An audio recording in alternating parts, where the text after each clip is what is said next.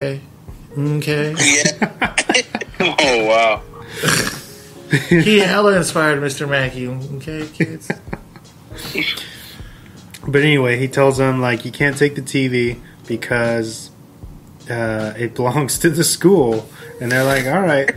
And then he leaves, and they just continue to steal it. And he tries to push it down the stairs. They try to push down the stairs and just break everything. And then the principal walks out, and he's all aggravated like he always is. And he's like, yeah, Beavis and Butthead, you're expelled. And so Butthead's like, cool. He's like, later. He's like, that belongs in the AV room. I don't know how I got there. We didn't break it. They're like always so unfazed, dude. It's great, dude. Yeah, and they're always like one step ahead or one step behind everything. So it's like, we see that they fuck it up, but everybody else is just like, oh, what are these guys doing here? So after that, they go walking, right, to a hotel room? I think they're trying to just see if they can swipe a TV from one of the rooms. And then we meet Bruce Willis's character. Muddy Grimes. He had to play like a scumbag, huh? Oh, hella scumbag. Are you the two guys that Earl sent? You gotta be. Wait, that's Bruce Willis? Yeah, man. Holy shit. They brought in some top notch, dude. That's Butch, dude. I did not know that. I ain't your friend, Palooka. You heard me just fine, Punchy. Punchy. But yeah, that's Bruce Willis, dude. Die Hard, that's McClane. Yeah, if you look at the cast, dude, it's pretty fucking like oddly nice, dude. Like So they have Bruce Willis, right? And I'm pretty sure, I'm almost willing to bet he's like, so I'm doing this movie, babe. You want to be in this movie with me? And his fucking wife is Demi Moore, right, at the time? Yeah. And so she's doing the movie with them, so they probably just are like, all right, let's go read these scripts. It's probably so easy for them, dude. And they're fucking doing Beavis and Butthead. I mean, they know that's fucking cash grab, dude. Like, that's iconic MTV culture, and they want to stay young, so they're like, hell yeah, we'll do this. That's one of the reasons why it'll stand like time, dude. This movie and the show itself, dude, it's amazing. So what does he do? He tells them, "Oh, I needed someone to go kill my wife, right?" I need him, but the terminology he uses is "do my wife." You want us to do my your wife? And he's like, "I'm gonna pay you such and such money, 10 grand, 10 grand to for you to go do my wife." And they're like, he was like, "Yeah, dude, we get a score and we can buy TVs, Beavis." But it's college, dude, or just he's like, "No, I just want a TV." And then he slaps the shit out of him because Butthead's always like kind of abusive towards Beavis. Have you noticed? I feel like Butthead is like the voice of reason, but Beavis is just like kind of like something else. Yeah, he gets off on a tangent, dude. But anyways, so that fool says, "All right, I'm gonna set you up in Las Vegas because she's in Vegas because she's at this hotel." And he's all, "What are your names?" He's all, "My name's Butthead, and I'm Beavis." He's all right, I prefer not to know your real names anyways. My name's Muddy. But yeah, he's all fucking drunk and shit, and so he ends up taking the wrong dudes, which is Beavis and Butthead, books them a hotel next to his wife so they can kill her, but they think they're going to score with her. So they get on their way. Takes them to the airport, dude. Yeah, they go to the airport. They get on the plane and they're acting a fool. And they sit next to Clorence Leachman, dude, the old lady. And she's like, "I'm going to Vegas to play the slots." There's gonna be slots in Vegas. And then Beavis thinks she's saying sluts. And he's like, "Hey, Butthead, this chick is cool. There's going to be sluts in Vegas." I don't know if this is part of your Swan facts, dude, but I heard Clorence Leachman had to put snacks in her mouth the whole time and talk like if she was eating, because her character in the movie was constantly eating fucking pills and snacks and stuff. Did you hear that? Did you hear about that? No. She had to, like, she played her character. That's why her voice sounds kind of weird. Like she has like candy in her mouth the whole time, dude. But yeah, they meet her. They freak out on the fucking plane because they don't understand where the hell they're going or something. And then it was their first time, right? Like on a plane? I'm pretty sure, because they don't leave their house. At all, dude. Just to go to school. They're couch surfing all the time. Watching fucking Pantera music videos. That's why I think this movie works so well, is because if you're familiar with the show, it's very contained. Yeah. And this is the first time that we get to see them, like run around in the world. Outside of Highland. Yeah. Because that's where they live. Not on the couch. Highland couch. So after they land in Vegas, right? They go to their limo driver and they think he's a blind guy holding a sign. So they fucking moon him. They're like, they can't read that he's actually looking for them. Yeah, which I thought was pretty cool, because I mean, if you were gonna stage a murder, you wouldn't want to have like it all on blast and shit. But whatever, it's part of the movie. That was a very Dumb and Dumber moment.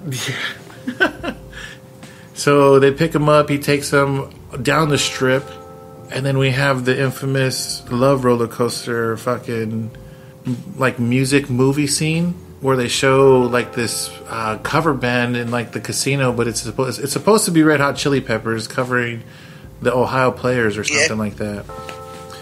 But I thought that was a really cool scene, dude. I've always associated that scene with the movie. They're just partying. Yeah, and then they get kicked out for like mosh pitting on the dance floor. It cuts back to Muddy. And we see that the two hitmen that were actually supposed to do the job show up. And those are the two same guys that steal their fucking TV, right? Yeah, so it comes full circle already at that time. They have the same van that we see in the beginning, that's still Beavis and Butthead's TV.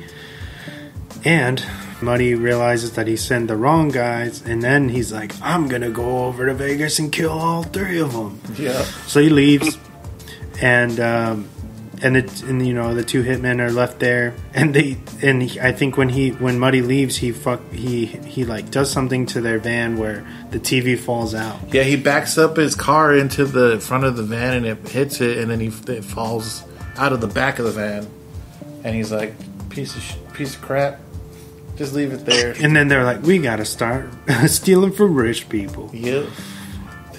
Kind of redneckish a little bit. He has like a cut off sleeve shirt. Dirtbag style. Hella dirtbag, dude. Like a little pencil mustache. So then,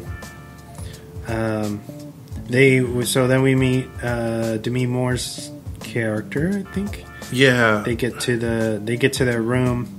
What was her name again? I forget. Dallas Grimes. Dallas Grimes. That's right. Married to Muddy Grimes. And then by this time, we already get the introduction to Robert Stack playing the FBI agent who's on their tail, which is pretty cool because, I mean, anybody who knows Robert Stack, that's the voice. That's the dude who does, rest in peace, Unsolved Mysteries, dude. He's the same guy. He's hella creepy. He has a voice where it's like kind of like Vincent Price a little bit. Menacing. Incredible that they got him to do this. Do you think he knew about Beavis and Butthead before he did it? I think they were big enough where, yes. I think people were like... Everyone popped on. I think they were like, yo, like this movie's going to do well. Yeah. And they wanted it. Like you said, it's an MTV movie film. You know what I mean? Yeah.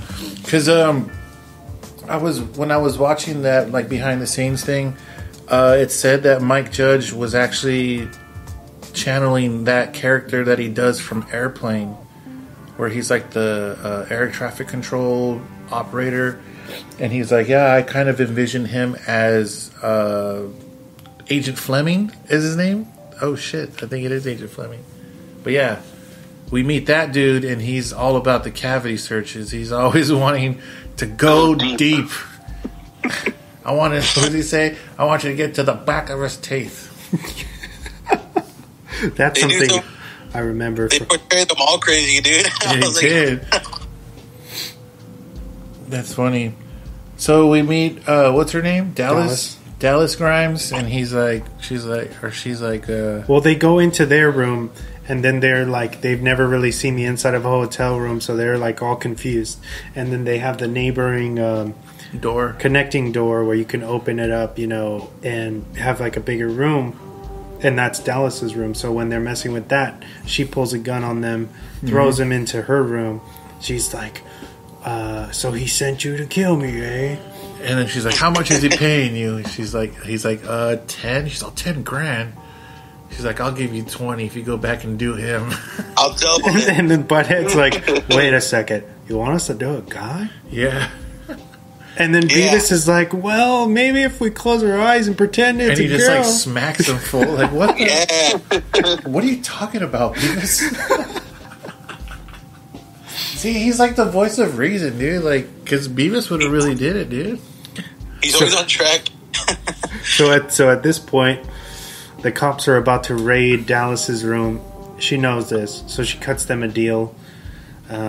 She's like, I'll hook up with you if you go to Washington at the end of this tour, because she booked some across America tour, and she puts the XJ5 fucking unit, which is like a deadly virus unit that's like contained in a little fucking vial thing. vial packet, and Like a microchip. yeah, she sews it into their boxer shorts, right, or into their shorts. Into Beavis's shorts, without them knowing. It's Yeah. important to Because say. they start wrestling, dude, don't they? And then, like, Yeah, they're just fucking up the room. Yep. And then she's like, come out, and she's like, stop wasting your energy, boys. Save some for me. And she undoes her top a little bit to like get their attention. And then they just start breathing super heavy And their eyes get all big. for like 30 seconds. She has to yell at them to get them to... Hilarious. Yeah, dude. Anybody who knows that Beavis and Butthead, stop, dude. You know exactly what part we're talking about. But yeah, so... then... They get on the bus. Yeah. They run out at the same time. They go down the elevator. The cops or the SWAT raid Dallas's floor in her room, and they don't find anything. Obviously, because she's given the vial, The cartridge unit to Beavis without him knowing, and they end up having to let her go because they don't have enough to hold her. yeah. And then we go to Beavis and Butthead on the tour bus, right? Yep. And they end up next to The old lady. the old woman. I don't know if she has an actual. I think she just goes by the old lady. I could be wrong. Yeah, I think she's old lady on the airplane and old lady on the bus. So. They sit next to her again, and Beavis starts. She's like, "Oh, like you got to relax or whatever, right?" Yeah. Or is that later? No, that was right before. Well, they were on the plane, and he was like, I poop too much, and then I get tired. And so she gives him, like, caffeine pills and then a bunch of fucking candy. So he loses it on the plane, and he fucking turns into his notorious Cornholio character where he fucking spits out all this Spanish language, and they happen to be serving chicken picata that night. And so he was like... Bibi caca. Yeah, he's like, I need picata for my bunghole. So he fucking freaks out, and then he opens the cockpit door, and then they fucking send the plane spiraling, all kinds of shit. But yeah, Cornholio, that shit is funny and iconic as well. Anybody who does that now is just doing something that Beavis did back in the 90s. Where do they go from there?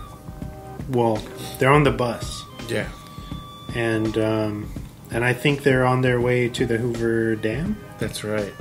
Is this a goddamn? And everybody just looks back at him. He's Yeah. like, Carry on, sir. You know what I'm saying? Yeah. Goddamn. You know, like a goddamn. It's so dumb. Oh man. This is the coolest thing I've ever seen.